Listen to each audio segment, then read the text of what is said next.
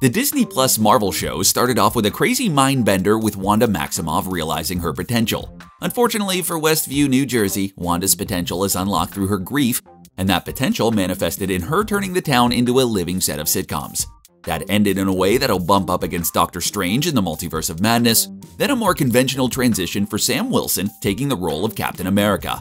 And now Loki just might have introduced us to figures that'll reshape the entire MCU, but they might not be who they say they are. Oh, plot twist. If you need someone to break things in new and unique ways, you can always count on Loki. Even on a dangerous battle world where an elder of the universe collects people from different realities to make them fight in gladiator fights, Loki was more likely to work an angle before actually teaming up with his brother to save his homeland. Loki.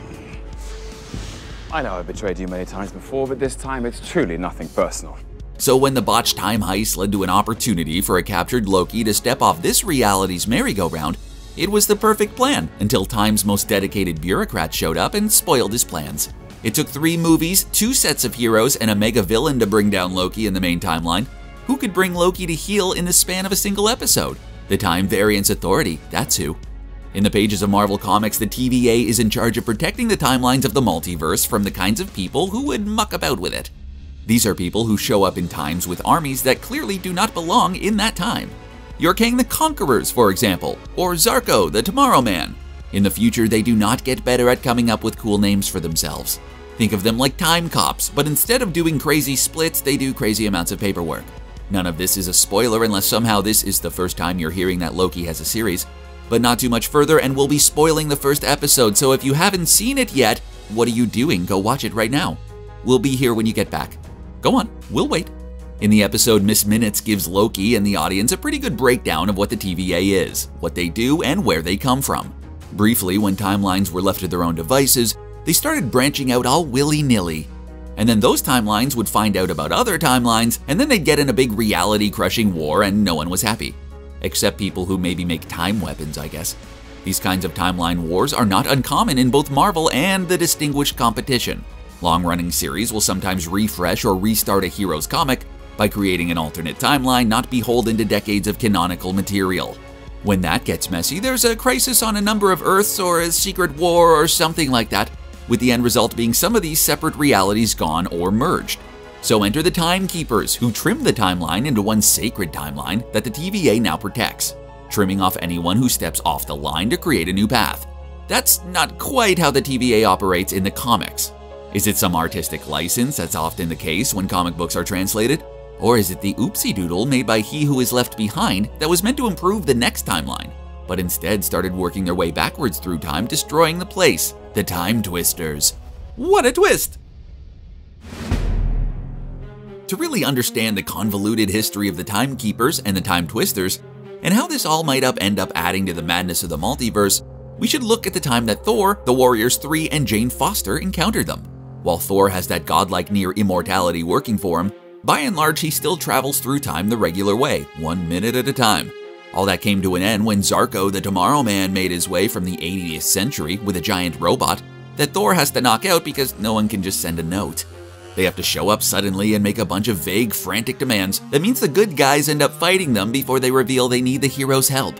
In this case, the one who was left behind presided over the birth of what he hoped would be beings that would take the knowledge of this multiverse onto the next. Except they didn't. They started at the end, destroying everything in sight before jumping back 30 centuries and starting all over again. Zarko the Tomorrow Man did not have a stellar track record with the heroes of Earth, because last time he visited, he immediately tried to take over before being sent back to his time. When his reality was threatened, however, the first one on his speed dial was Thor. Zarko the Tomorrow Man hopped in his time cube, which is an actual time-traveling cube and not that weird website from the 90s. After beating up Zarko's giant manservant robot, Thor gathered up the Warriors 3 and Jane Foster, who for some reason was also hosting Lady Sif, and they beat a path to the 80th century after fighting some loose fighters from all across time, including the great thunder lizard himself, a Tyrannosaurus Rex. Get it? Because Thor is the god of thunder and dinosaurs? Ah, you get it. When they arrived, there were 2 hang-ups. Jane Foster, ever the pragmatist, thought that maybe talking with the mouth instead of the hammer might bring the situation to an easy resolution. Unfortunately, the Time Twisters were having none of it. Not in that Luther from Warriors, I just like doing stuff like that way. No reason. I just like doing things like that. No, but more in the Thanos vein, where they were doing everyone a favor by crushing Earth 1 millennia at a time. The second hang-up was that the Asgardians couldn't harm the Time Twisters and vice versa. This works out great for the Time Twisters, who destroyed the 80th century and the 50th. To prevent a trip to the 20th century, Thor and company got an idea that Rhodey would be proud of. Except because the Time Twisters are doing time backwards, they have to go forward, where they meet He Who Remains, who thinks the 3 kids in the pods he's growing will carry the knowledge onto the next universe. When he finds out that's not what happens, he goes ahead and spikes the pods. Yikes. Rather than undoing that timeline entirely, it results in there being 2 final timelines. One that got the Time Twisters and the one that didn't. Bonus points. The one without the Time Twisters are also the ones who rejected fascism and that villain specifically. Mostly Zorko. One reality with, one without. So what can Silver Age Thor's encounter with the Time Ninnies tell us about the upcoming Thor Love and Thunder? And how much of what Loki is going to come into play? Well, in addition to explaining the purpose of the TVA, I am Loki of Asgard, and I am burdened with glorious purpose. Miss Minutes also managed to lay out the consequences of timelines forming willy-nilly. She almost even put the words madness and multiverse together as a consequence of a timeline that has been too messed up. With Doctor Strange, of course, delving into the multiverse, and Spider-Man having everyone who has ever played a Spider-Man or Spider-adjacent character rumored to be in Spider-Man No Way Home, the multiverse is following Spider-Man as well. Thor follows both of these movies, and Thor might be in the unique position to be the conclusion of the multiverse shenanigans. After helping Peter and trying to put a lid on Wanda Maximoff, Doctor Strange might be leery about being handed phones. All the crackling from the first 2 movies have left time in shambles, and Loki will have revealed that the TVA was actually the Time Twisters after all, but in defeating them there was no gatekeepers on reality.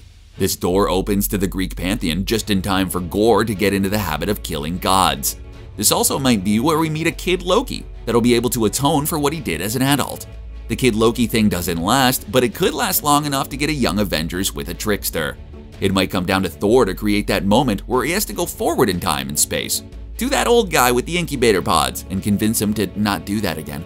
The difference this time will of course be Thor in the form of Jane Foster, who was hosting Lady Sif at the time, but she's scheduled to take up Mjolnir. Really though, I just want one of those time cops to do the splits from the movie Time Cop. That should be a requisite about movies that muck with time. You want to do a crime movie? Well, make sure you have a loyal crew first and a crime to commit. It's not like the van comes with crime detecting crime gear, you know?